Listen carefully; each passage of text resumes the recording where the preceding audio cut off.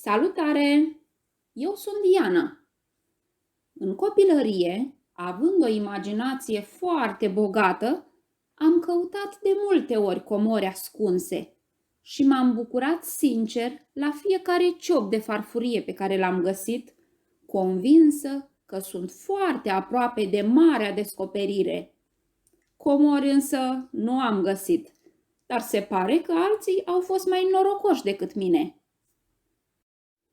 În videoclipul de azi vă povestesc despre câteva descoperiri uimitoare făcute din întâmplare, după sute sau chiar mii de ani. Nu uitați să vă abonați la canalul meu de YouTube, dacă nu ați făcut-o deja. Apăsați și clopoțelul pentru a primi notificări de fiecare dată când postez. Armata de teracotă, considerată cea mai mare descoperire arheologică a secolului al XX-lea, se află în apropiere de orașul Xi'an din China și a fost descoperită din întâmplare de niște fermieri care săpau o fântână în martie 1974. Anunțul privind descoperirea ei a fost făcut un an mai târziu, la 11 iulie 1975. Armata de teracotă, care datează din anii 210 înainte de Hristos, face parte din mausoleul construit la comanda împăratului Qin Shi Huangdi. Acesta a rămas în istorie drept împăratul care a unificat țara, a impus o monedă unică și a construit Marele Zid chinezesc pentru apărarea de invaziile triburilor nomade. Construcția impresionantului mausoleu, vechi de peste 2200 de ani, a început la puțin timp după instaurarea pe tron a lui Qin Shi Huangdi, la vârsta de 13 ani. Dorind să se bucure și după trecerea în neființă de aceeași putere militară, împăratul a comandat construirea unui mausoleu uriaș, cu palat, ziduri de apărare și mii de soldați în mărime naturală, care să-l protejeze. Întregul complex are o suprafață de 56 de kilometri pătrați și se crede că la construcția lui au lucrat 700.000 de oameni timp de aproape 40 de ani. În urma cercetărilor, au fost descoperiți până acum în jur de 8200 de soldați din teracotă în mărime naturală, cu înălțimi cuprinse între 1,75 și 1,9 metri, având fizionomii și tunsori diferite, precum și haine speciale în funcție de rang. Statuile au acum o culoare cenușie și doar urme vagi de pigmenți. Deoarece s-a schimbat umiditatea după ce au fost dezgropate, culorile vii estompându-se. Fiecare soldat din ceramică cântărește peste jumătate de tonă. Arheologii au observat că forma feței soldaților corespunde cu doar 10 caractere din alfabetul chinez, conturându-se astfel teoria conform căreia soldații din teracotă ar conține un mesaj secret pe care împăratul chinez ar fi vrut să-l transmită.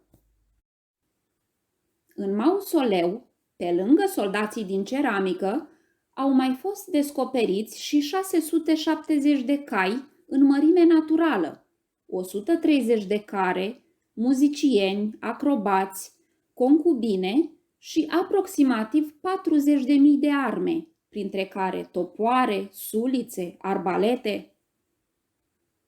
Mausoleul Qin Shi Huangdi și armata de teracotă sunt declarate Patrimoniu Cultural UNESCO și pot fi vizitate.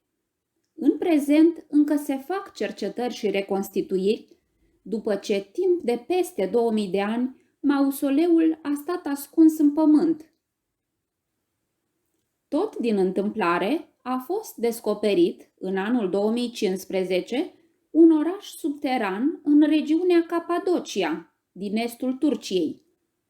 Descoperit de niște constructori în timpul unor lucrări de excavație, Orașul este vechi de aproximativ 5.000 de ani și cuprinde o rețea de tuneluri cu o lungime de 7 kilometri, în care au fost construite locuințe și biserici. Acest oraș subteran, construit de oameni pentru a se ascunde de invadatori, este cel mai mare din regiunea Capadocia, având, conform specialiștilor, o suprafață de 3 ori mai mare decât orașul subteran Derinkuyu, descoperit în apropiere în anul 1963, tot din întâmplare de un localnic. Orașul Derinkuyu, deschis parțial publicului pentru vizitare, are 11 etaje și ajunge la o adâncime de 85 de metri. Orașul subteran, care putea adăposti până la 20.000 de oameni, avea camere de locuit, bucătării, biserici, grajduri, camere comune. Dar cum a luat naștere acest peisaj spectaculos din Capadocia și cum au reușit locuitorii din epoca pre-bizantină să sape asemenea orașe subterane impresionante cu unelte rudimentare? Zona muntoasă s-a format datorită erupțiilor vulcanice produse cu mii de ani în urmă.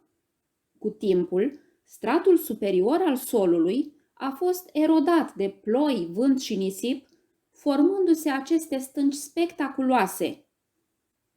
Roca vulcanică, denumită tuf, era moale și ușor de prelucrat, astfel venindu-le locuitorilor zonei ideea de a construi aceste așezări subterane. Tot din întâmplare a fost descoperită și matrița bijutierului de la Sarmisegetusa Regia, fosta capitală a statului Dac. Veche de aproximativ 2000 de ani, matrița a fost descoperită în anul 2013 de către un grup de turiști la rădăcina unui fag care fusese doborât de furtună. Matrița este realizată din bronz, are o greutate de circa 8 kg și o formă hexagonală. Era folosită pentru confecționarea unor obiecte de artă din metal, pe care erau transferate în relief ornamentele reprezentate pe matriță. Matrița este expusă acum la Muzeul Civilizației Dacice și Romane din Deva. Dacă v-a plăcut acest videoclip, nu uitați să vă abonați la canalul meu de YouTube. Distribuiți și prietenilor linkul videoclipului și lăsați în comentarii sugestii pentru alte postări. Vă mulțumesc! Pe curând!